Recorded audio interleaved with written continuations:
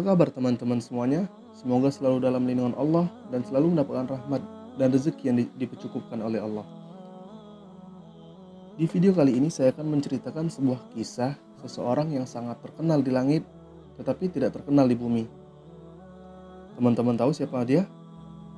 Sebelum kita lanjut cerita ini, bagi teman-teman yang belum mendukung channel ini, disilakan untuk mendukung channel ini dengan menekan tombol subscribe dan tidak lupa menekan loncengnya pula, agar tidak tertinggal notifikasi-notifikasi video kami selanjutnya.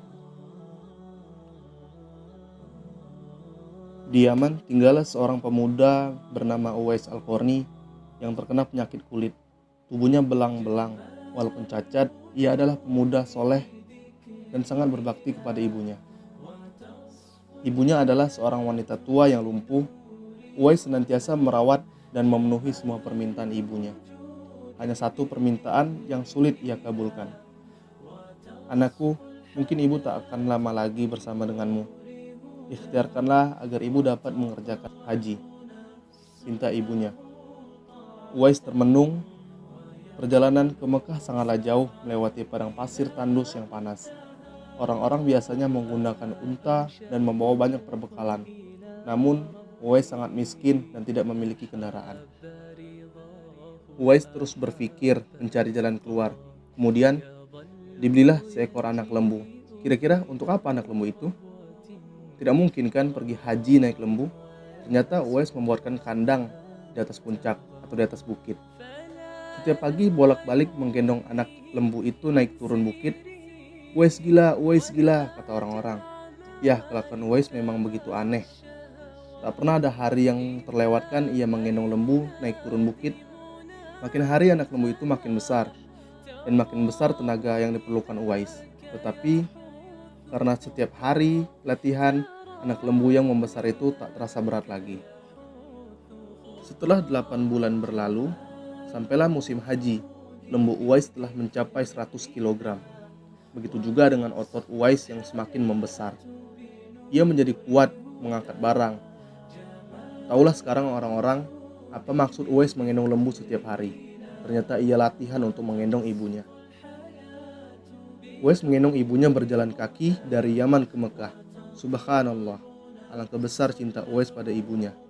Ia rela menempuh perjalanan jauh dan sulit demi memenuhi kebutuhan atau keinginan ibunya. Uwais berjalan tegap menggendong ibunya tawaf di Ka'bah.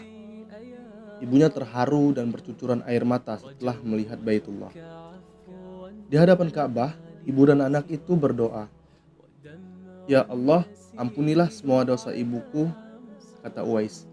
"Bagaimana dengan dosamu?" tanya ibunya heran. Uwais menjawab, "Dengan terampunnya dosa ibu, maka ibu akan masuk surga. Cukuplah ridho dari ibu yang akan membawa aku ke surga." Subhanallah, itulah keinginan Uwais yang tulus dan penuh cinta.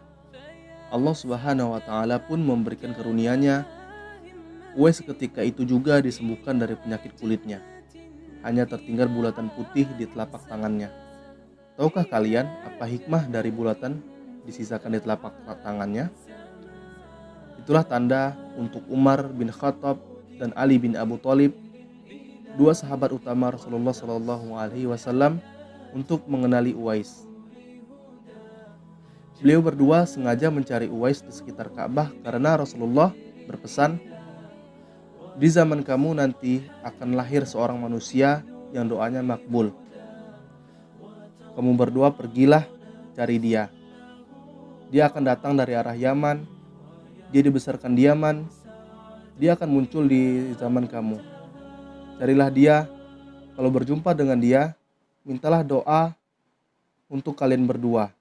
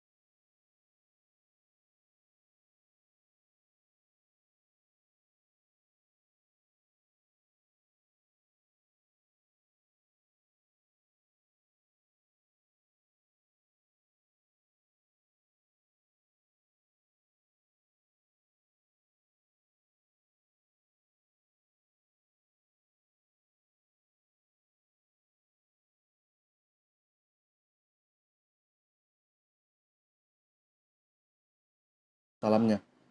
Segera Uwais Al-Qarni menanyakan Nabi Shallallahu Alaihi Wasallam yang ingin dijumpainya. Namun ternyata Nabi tidak berada di rumahnya. Beliau sedang berada di medan pertempuran.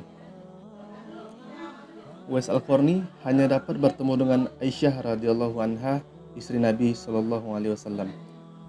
Betapa kecewanya hati Uwais. Dari jauh ia datang untuk berjumpa langsung dengan Nabi, tetapi Nabi tidak berada di tempatnya, sehingga ia tidak dapat menjumpainya. Dalam hati Uwais Al-Qarni bergolak perasaan ingin menunggu kedatangan Nabi Shallallahu Alaihi Wasallam dari medan perang. Tapi kapankah Nabi pulang? Sedangkan masih terngiang di telinganya pesan ibunya yang sudah tua dan sakit-sakitan itu agar ia cepat pulang ke Yaman. Akhirnya karena ketaatannya kepada ibunya, pesan ibunya mengalahkan suara hati dan kemauannya untuk menunggu dan berjumpa dengan Nabi Muhammad SAW. Karena hal itu tidak mungkin, Uwais Al-Qarni dengan terpaksa pamit kepada Aisyah radhiyallahu anha untuk segera pulang kembali ke Yaman. Dia hanya menitipkan salamnya untuk Nabi SAW. Setelah itu, Uwais Al-Qarni pun segera berangkat mengayunkan langkahnya dengan perasaan amat haru. Peperangan telah usai dan Nabi pun pulang menuju Madinah. Sesampainya di rumah, Nabi Shallallahu Alaihi Wasallam menanyakan kepada Aisyah radhiyallahu anha tentang orang yang mencarinya. Nabi mengatakan bahwa Uwais Al-Qarni, anak yang taat kepada ibunya, adalah penghuni langit. Mendengar perkataan Nabi Shallallahu Alaihi Wasallam, Aisyah dan para sahabatnya terdiam. Menurut keterangan Aisyah, memang benar ada yang mencari Nabi Shallallahu Alaihi Wasallam dan segera pulang kembali ke Yaman karena ibunya sudah tua dan sakit-sakitan, sehingga ia tidak dapat meninggalkan ibunya terlalu lama. Nabi Muhammad Shallallahu Alaihi Wasallam melanjutkan keterangannya tentang Uwais Al-Qarni, penghuni langit, kepada para sahabat. Kalau kalian ingin berjumpa dengan dia, perhatikanlah ia mempunyai tanda putih di tengah telapak tangannya. Sesudah itu, Nabi memandang kepada Ali dan Umar radhiyallahu anhu seraya berkata, suatu ketika apabila kalian bertemu dengan dia, mintalah doa dan istighfarnya. Dia adalah penghuni langit, bukan orang bumi. Waktu terus berganti dan Nabi Shallallahu Alaihi Wasallam kemudian wafat. Kekhalifahan Abu Bakar pun telah digantikan oleh Umar bin Khattab. Suatu ketika, Khalifah Umar teringat akan sabda Nabi Shallallahu Alaihi Wasallam tentang Uwais Al-Qarni, penghuni langit. Beliau segera mengingatkan kembali sabda Nabi Shallallahu Alaihi Wasallam itu kepada sahabatnya Ali bin Abi Thalib. Sejak saat itu, setiap ada kafilah yang datang dari Yaman, Khalifah Umar dan Ali selalu menanyakan tentang Uwais Al-Qarni, si fakir yang tidak punya apa-apa itu, yang kerjaannya hanya mengembalakan domba dan unta setiap hari. Mengapa Khalifah Umar dan sahabat Rasulullah Ali selalu menanyakan dia? Rombongan kafilah dari Yaman menuju Syam silih berganti, membawa barang dagangan mereka. Suatu ketika, Uwais Al-Qarni turut bersama mereka. Rombongan kafilah itu pun tiba di kota Madinah. Melihat ada rombongan kafilah yang baru datang dari Yaman, segera Khalifah Umar dan Ali mendatangi mereka dan menanyakan apakah Uwais Al-Qarni turut bersama mereka.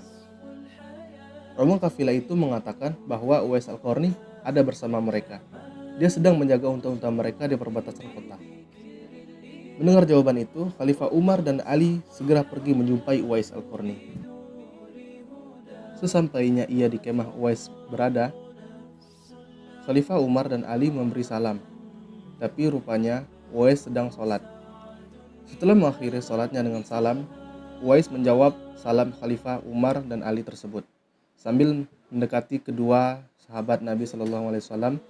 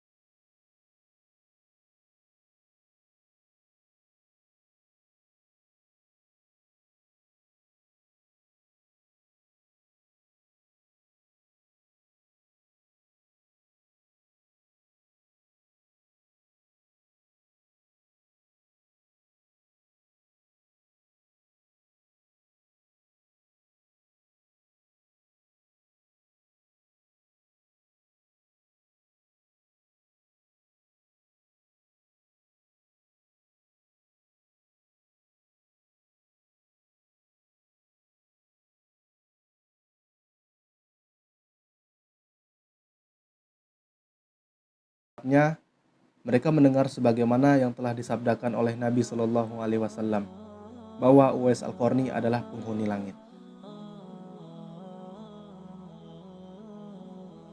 Demikian yang saya sampaikan. Bila ada kurang bisa ditambahkan di kolom komentar. Wallahu a'lam bishawab.